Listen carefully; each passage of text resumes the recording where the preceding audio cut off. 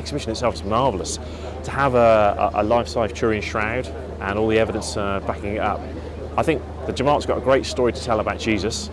Seems to be embracing the different religions that are available. So you've got a very old copy of the Quran, you've got the Turin Shroud, you've got a copy of the Torah.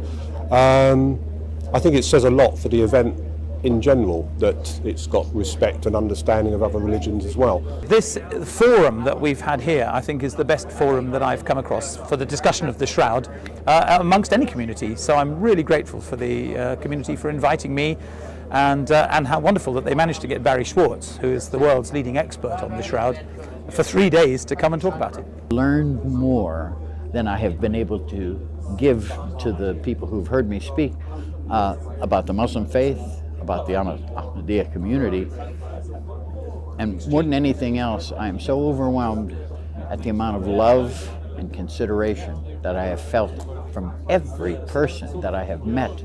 And there are a lot of people here, and every person I've met has been gracious and kind and loving and welcoming